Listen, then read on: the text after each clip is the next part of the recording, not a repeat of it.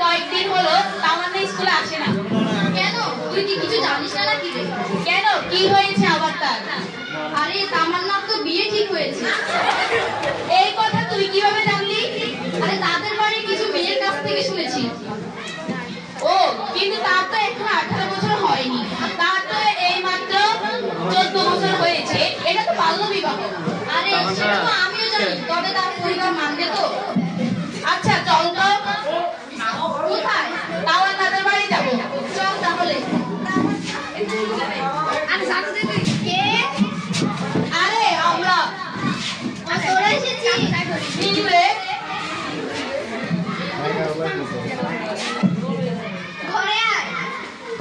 না, আসবো না। আমরা শুনলাম তোর নাকি বিয়ে ঠিক হয়েছে। হ্যাঁ রে। এটা তো বাল্য বিবাহ, তুই এটা কিভাবে মেনে নিলি? কি করব? শোন, আমরা থাকতে তোর সমস্যা কি? তুই আমাদেরকে বলতে পারলি না? আচ্ছা, তোর মাকে একটু ডাকতো। মা, ও মা। ওরা এসেছে। কারা? আমার বন্ধুরা। আসসালামু আলাইকুম আন্টি। ভালো আছেন তো আন্টি? ভালো আছি, তোমরা? জি আলহামদুলিল্লাহ ভালো। আচ্ছা আন্টি, আমরা শুনলাম তামান্না নাকি আপনার বিয়ে ঠিক করছেন। হ্যাঁ। আচ্ছা আন্টি, ওর তো 18 বছর হয়নি, আর 18 বছরের নিচে বিয়ে দেওয়াকে তো বাল্য বিবাহ বলে।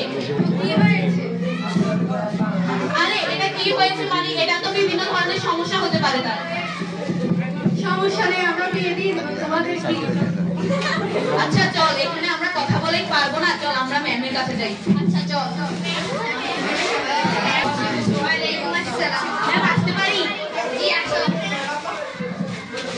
কি সমস্যা? ম্যাম, আমাদের সাথে যদি তামান্না পড়তো না, ওর না বিয়ে ঠিক করছে। ওটা তো বাল্য বিবাহ, ওর এখন 18 বছর হয়নি। হ্যাঁ, এটা তো বাল্য বিবাহ। চলো ওরা আমাকে আমরা বুঝিয়ে বলি।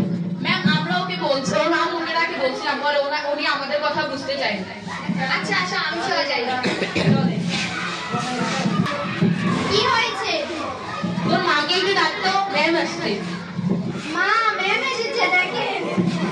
কি হয়েছে? আসসালামু আলাইকুম। ভালো আছেন? আমি কেমন আছি?